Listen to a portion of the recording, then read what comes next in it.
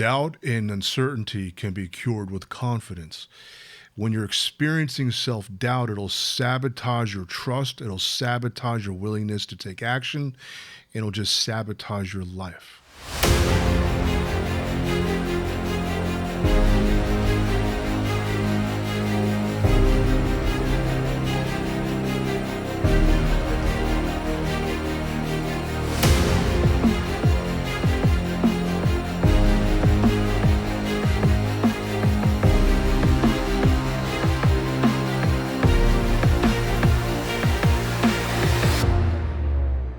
This is Dr. Spencer Coaches. Today I'm going to talk to you about how to overcome self-doubt and uncertainty.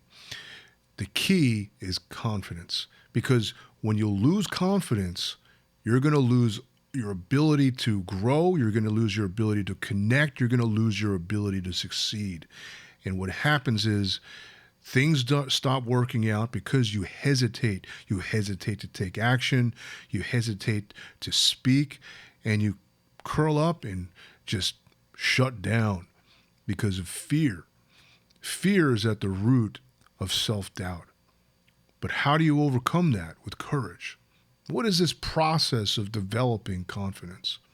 I'm going to share with you a story, and I believe a lot of people can relate to this. It was the first time I asked a girl out. I am 16 years old. And my friend Damien tells me this girl, Susie, is interested in me. And I say, okay, well, I don't know how to go about asking a girl out. I was really naive at that. So he said, write a poem. And I wrote this poem, and it was so cheesy. And I gave it to her, and she wound up basically laughing at me. And I was so embarrassed and felt rejected and ate it up. Fast forward to my second year in college. I am now 20 years old, and I'm realizing I have nothing to lose. I'm in Boulder, Colorado. The year is 1995, and I realize I got nothing to lose. Nobody knows me here. I can talk to any girl I want. So what if I'm embarrassed? What reputation can it affect? Nobody knows me. So I began just to approach girls and start talking to them about anything off the top of my head. And I was terrible. I felt weird, but I realized I have nothing to lose, and I'd even get feedback. Well, hey, I'm just practicing approaching girls.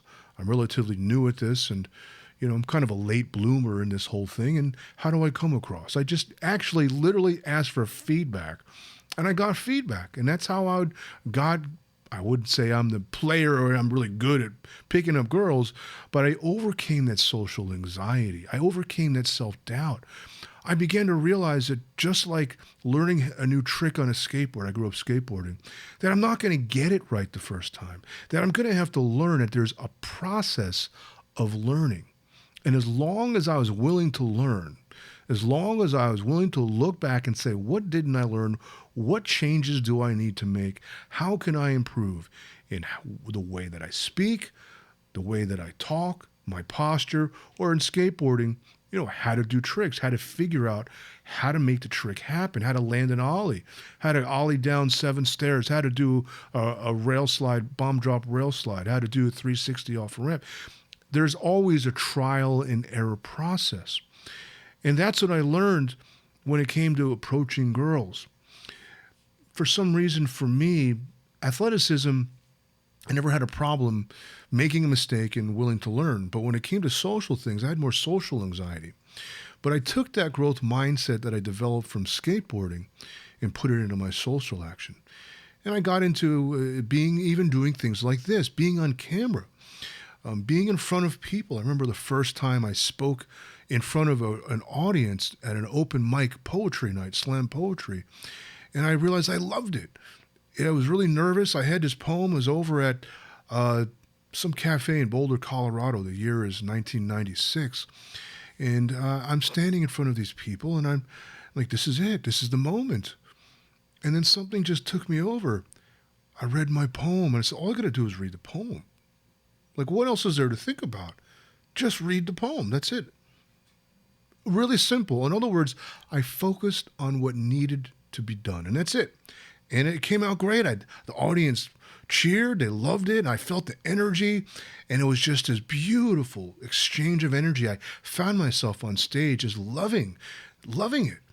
And I got over my fear of public speaking. Self-doubt, if you buy into this self-doubt, you won't try anything. And it will, it took me a long time to ask a girl out after that first, mishap because I doubted myself. And it wasn't until I just picked myself up and tried again. And that's the only way to grow is to just keep trying, and trying. There is that saying, practice, practice, practice. The essence of confidence is the growth mindset. Because there's a lot of people out there. I have a friend who is not very confident. He refuses to try anything. He's kind of just given up and resigned himself. And it's sad. For me, my heart opens. You see human potential. I see human potential being wasted and people not willing to give it a go because of fear of rejection or fear of failure. The biggest fear that people have is a fear of public speaking, which is really the fear of rejection. And that's why people don't go out and try to do things, open a business, go talk to a girl, go meet new friends, go apply for that job, go apply for that raise. It's all a fear of rejection, a fear of what people will think of you. That insecurity, you can never know what people are going to think of you unless you ask.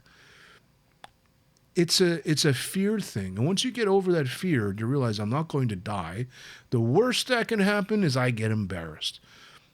That's it. In skateboarding, the worst that can happen is I sprain my ankle. I sprained my ankles many times. It's not so bad. Yeah, it hurts. It sucks. I would put an ace bandage, put it in ice water and hot water and ice water and hot water, and wait 4 weeks, and then it heals up. And that's anything in life. Any mistakes you make, there's always an opportunity to learn. And that's what the growth mindset is about. There are no mistakes. There are only lessons unlearned. As long as you're willing to improve your skills. In other words, you need to develop competency. The way to get out of self-doubt is to try something new, something you've never done before, or something you have done and wasn't good at it. Try it again. Instead of expecting yourself to succeed in that moment like that, you got to go into it with the attitude of, I'm going to make a mistake. It's not going to work out the first time. What is the worst case scenario that will happen? What's going to happen to me if I don't succeed in this? If I make a mistake, what's going to happen? And you prepare yourself for that because when you go through it, it's not so bad. Being embarrassed, it's not so bad. Falling down is not so bad. I get back up. Now, for me, I've always had a strong will. I've always had a determination. This is kind of hardwired into me. I've always been like that as a little kid.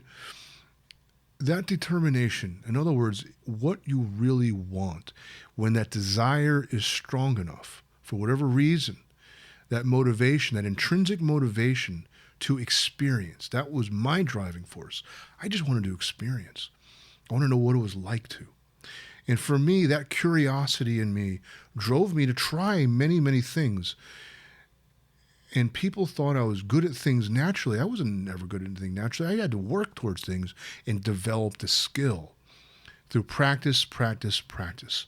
With skateboarding, I remember it took me 4 months to learn how to ollie. Literally 4 months of about 4 hours a day on the driveway, popping the front of the board up over and over and over again, falling on my butt, falling, twisting my ankle. And I just kept thinking, what mistake am I making? What do I need to improve? What do I need to improve? What do I need to improve? And I kept asking myself that. It took me a long time to learn how to ollie. 4 months of every single day. So in any endeavor in life, in Brazilian Jiu-Jitsu, when I took that, we started out learning the basics. Brazilian Jiu-Jitsu is a grappling art. It takes a lot longer to really grasp the principles and be able to apply it to be confident in over-striking like boxing. You see faster results in Taekwondo and Shotokan karate and kickboxing than you do grappling. Grappling is a really subtle art. It takes a long time to master. It wasn't until years later where I became confident, where I didn't have to be aggressive and overly trying, you know what I mean? You see that a lot, people puffing their chest out. You know what I'm saying? It took me years to get to the point where I can just be calm and say, this is what I need to do. I need to move here. I need to move here. I need to shift here. And just turning it into a mental strategy of if then, trial and error. And then as I got myself familiar with circumstance, I was able to read my opponent's moves. Same with skateboarding. I understood the terrain. It's like that in any endeavor in life. The more you practice at something, the more familiar you'll get with the terrain and the more skillful you'll get. The more competence you develop, then comes the confidence. Confidence just doesn't come to you. Confidence comes through competency. Work on getting good at something. Work on developing your skill, whether it's cooking, whether it's socializing, whether it's writing, whether it's photography, whether it's public speaking, whether it's approaching girls or approaching your boss or whatever it is. You just keep practicing and you're going to make mistakes. That's part of the learning process. Once you accept that the mistakes is actually a learning process, you improve your skills. When you improve your skills, you get confident and you get competent. And as you practice those skills where you can become unconsciously competent, you can do it with your eyes closed, so to speak. You can do it with your hands tied behind your back. You can do it with the lights turned off.